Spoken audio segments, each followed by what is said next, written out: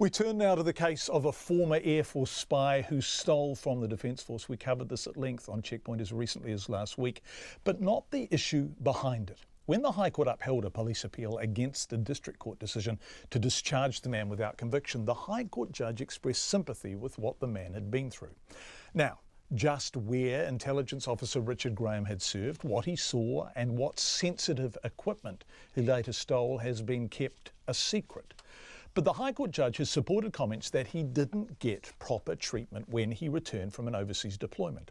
And the case has shone a light on the issue of how soldiers and veterans are treated after being posted overseas, when they have been exposed to traumatic violence and high-stress situations. Now, that's an issue that's much bigger than just this one man. And our court reporter, Edward Gay, investigates. Corporal Richard Graham walked free from court in July after getting a discharge without conviction, despite admitting 6 charges, including burglary and offering to supply methamphetamine. However, following a High Court appeal by the Crown, that decision was overturned and he's now been convicted.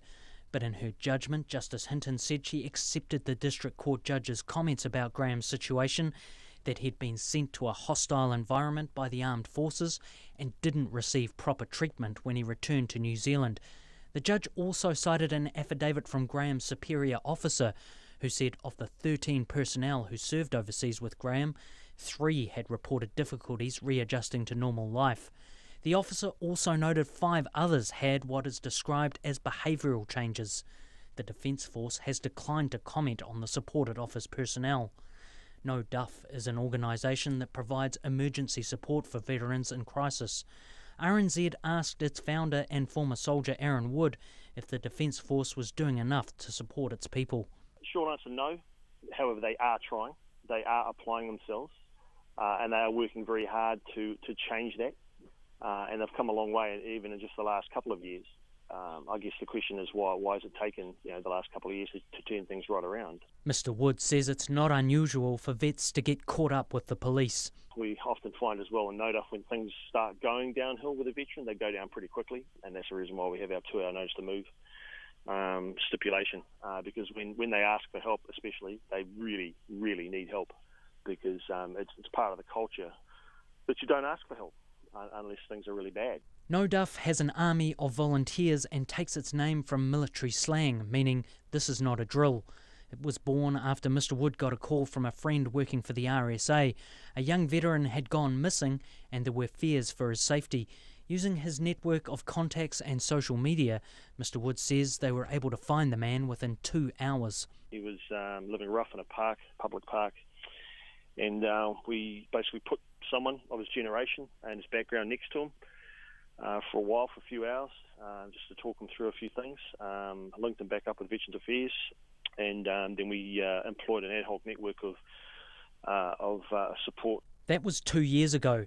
Since then, they've responded to 168 cases, putting boots on the ground inside 2 hours. We've started off as an ambulance parked at the bottom of the cliff, which is never ideal, and we're working through, as I said, we started off that way, and we've begun pretty quickly actually after our establishment started working through a number of initiatives to push that ambulance further and further up the cliff, and then preferably to the top and then back from the edge and build a nice big wall. He says Graham would have been offered psychological support after his mission, but not all personnel feel they can take up the offer of help.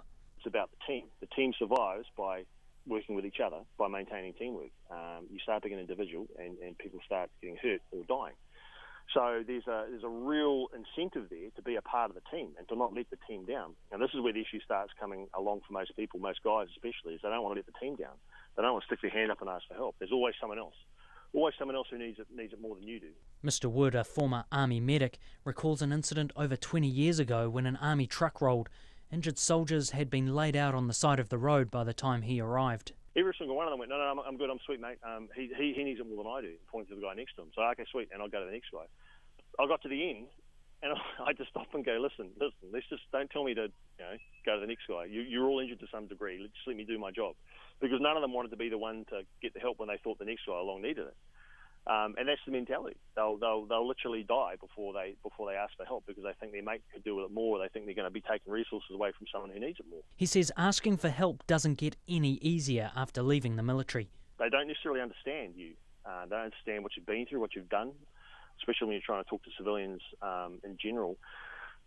So they can ask some pretty, how can I put it, less than ideal questions, shall we say. The kind of questions you never ask anyone, politely, but because you're a soldier, they think they can ask that kind of thing to your face, even though they're complete strangers. So a lot of veterans will withdraw. They don't say much about their service if at all, and they literally soldier on in silence and suffer in silence, which is tragic. Retired Lieutenant Colonel Bill Blakey has been there. In 2004, he was the Deputy Director of Intelligence for the entire coalition force in Afghanistan.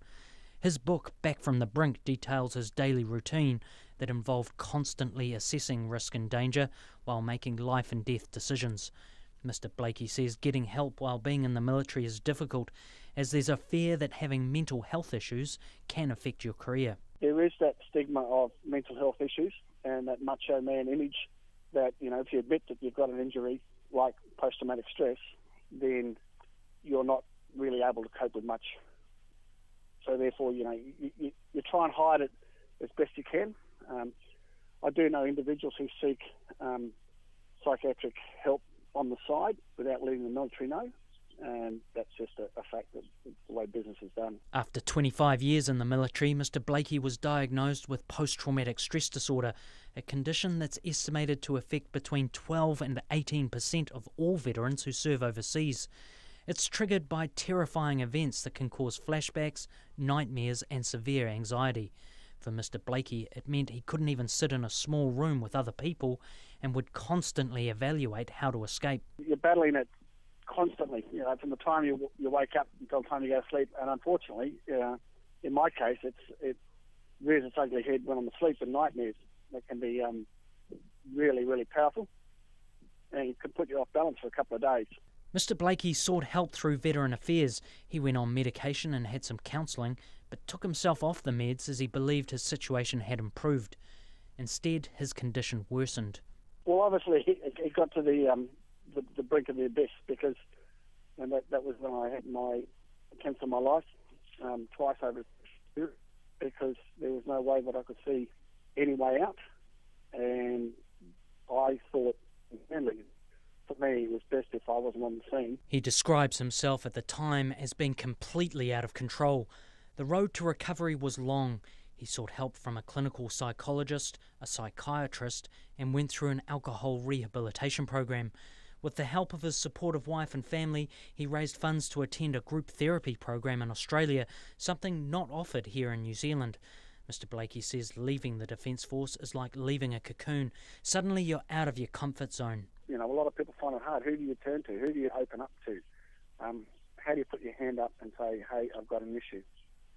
And unfortunately, for a lot of people, it gets to the nth degree where, unfortunately, some take their lives, or people end up on skid row and on drugs and on alcohol issues and things like that before they actually seek any help or are able to get any help.